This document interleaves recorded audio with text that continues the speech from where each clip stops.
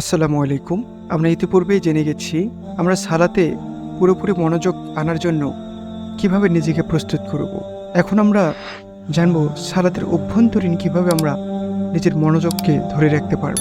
শুরুতেই একটা বিশুদ্ধ নিয়ত নিয়ে আপনি সালাতে দাঁড়াবেন। আল্লাহু আকবার বলে সালাতের শুরুতে নিজেকে এক গভীর ভাবনার জগতে তলিয়ে দেবেন। আল্লাহু আকবার মানে কি? আল্লাহু আকবার অর্থ হলো আল্লাহ সর্বশ্রেষ্ঠ। কথাটা নিগুড় যে অর্থ সেটা উপলব্ধি করার চেষ্টা করুন। আল্লাহু আকবার বলে আপনি এমন এক সত্তার সামনে দাঁড়াচ্ছেন যিনি হচ্ছেন আসমান জমিনের মধ্যে থাকা সব কিছুর ঊর্ধ্বে। তিনি রাজাধিরাজ অধিপতি, তার উপরে আর কেউ নেই, আর কিচ্ছু নেই। আল্লাহু আকবার বলার সাথে সাথে আপনি এই মর্মে ঘোষণা দিচ্ছেন যে আল্লাহ হলেন আপনার জ্ঞাত অজ্ঞাত সকল সত্তার মধ্যে সর্বশ্রেষ্ঠ সত্তা। তাই আল্লাহু আকবার বলার সাথে সাথে একটি ব্যাপার মাথায় নিয়ে আসুন যে আপনি এমন এক সত্তার সামনে দাঁড়াচ্ছেন যার ক্ষমতার উপরে দুনিয়ার আর কারো ক্ষমতা নেই, যার দয়ার উপরে দুনিয়ার আর কারো দয়া নেই, আবার যার শাস্তির উপরে দুনিয়ার আর কারো শাস্তি নেই। আরও ভাবুন নিজের অগণিত পাপের কথা, অবাধ্যতার কথা। আপনি ঠিক সেরকম অবস্থায় আল্লাহ সুবহানাহু ওয়া তাআলার সামনে দাঁড়িয়েছেন যেরকম অবস্থায় একজন অবাধ্য দাস তার মুনিবের সামনে দাঁড়ায়।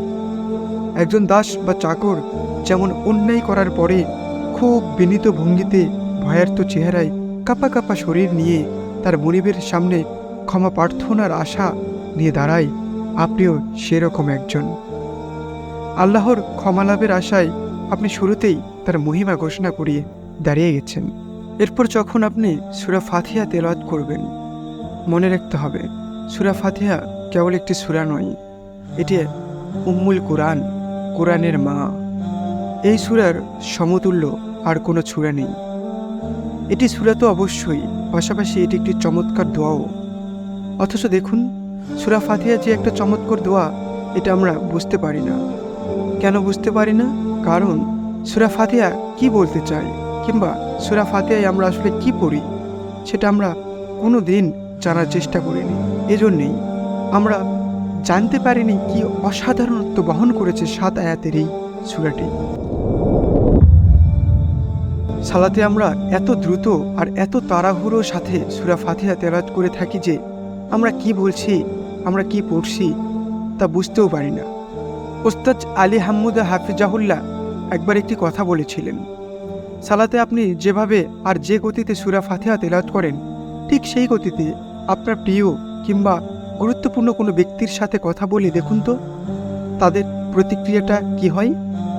ব্যাপারটা আসলে তাই। যত দ্রুত সালাতে সূরা ফাতিহা পড়ি, ঠিক একই গতিতে কি আমরা আমাদের অফিসের বসের সামনে কথা বলতে পারবো? চাকরির বেহাল দশা হবে না? অথচ আল্লাহ সুবহানাহু ওয়া তাআলা হলেন সম্মানিতদের মধ্যে সব থেকে বেশি সম্মানিত, সব থেকে বেশি সম্মানিত।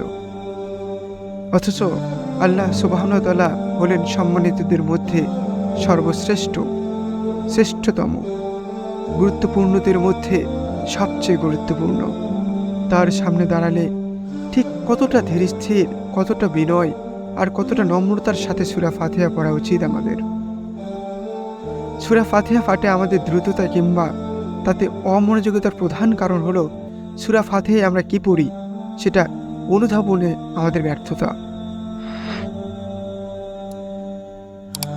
সালাতে সূরা ফাতিহা তেলাওয়াতের ব্যাপারে খুব সুন্দর একটা হাদিস আছে। ওই হাদিস থেকে জানতে পারি সূরা ফাতিহা তেলাওয়াতের সময় আল্লাহ সুবহানাহু ওয়া তাআলা আমাদের কথাগুলোর জবাব দেন। বান্দা যখন বলে আলহামদুলিল্লাহি রাব্বিল আলামিন, তখন আল্লাহ সুবহানাহু ওয়া তাআলা বলেন আমার বান্দা আমার প্রশংসা করেছে।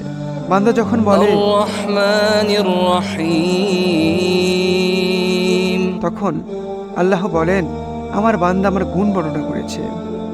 বান্দা যখন বলে মালিকি ইয়াউমিদ্দিন, আল্লাহ সুবহানাহু ওয়া তাআলা তখন বলেন আমার বান্দা আমার বড়ত্ব ঘোষণা করেছে। বান্দা যখন বলে إياك نعبد وإياك نستعين তখন আল্লাহ সুবহানাহু ওয়া তাআলা বলে, এই অংশ আমার ও আমার বান্দার জন্য। আমার বান্দা যা চাইবে আমি তাকে তাই দেব। মানে হলো বান্দা আল্লাহর ইবাদত করবে এবং আল্লাহর কাছে সাহায্য চাইবে, আর আল্লাহ তার বান্দাকে সাহায্য করবেন। বান্দার اهدنا الصراط المستقيم صراط الذين أنعمت عليهم বলার জবাবে আল্লাহ সুবহানাহু ওয়া তাআলা বলেন, আমার বান্দা আমার কাছে যা চেয়েছে সে তাই পাবে। কি চমৎকার, তাই না? আমরা আল্লাহকে ডাকছি আর আল্লাহ সুবহানাহু ওয়া তাআলা আমাদের ডাকে সাড়া দিচ্ছেন। কেবল ওই মুহূর্তটার কথা চিন্তা করুন তো। এটা কিন্তু কথার খাতিরে বলা কোনো কথা নয়, কিংবা আমার বানানো কোনো আবেগী বর্ণনাও নয়। এটা নবীজির হাদিস। নবীজির বলা কথা কি কখনো মিথ্যে হতে পারে? আমরা যখন বুঝে বুঝে অনুধাবন করে হৃদয়ের সমস্ত আবেগ ঢেলে সূরা ফাতিহা তেলাওয়াত করব, আল্লাহ সুবহানাহু ওয়া তাআলা তখন ঠিক আমাদের ডাকে সাড়া দেবেন। তাই আজ থেকে আর গতবাধাভাবে সূরা ফাতিহা পড়া নয়। আজ থেকে আমরা এক ভিন্নভাবে, ভিন্ন প্রেরণা, ভিন্ন ভাবনা নিয়ে সূরা ফাতিহা পড়ব। এমনভাবে পড়ব যেন আল্লাহ সুবহানাহু ওয়া তাআলা আমাদের কথাগুলো শুনছেন আর তার জবাব দিচ্ছেন। আর আমরা তার দেওয়া জবাবগুলো শুনতে পাবো না, কিন্তু তাতে কি? আমরা বিশ্বাস করব যে তিনি আমাদের তেলাওয়াত শুনছেন এবং জবাব দিচ্ছেন।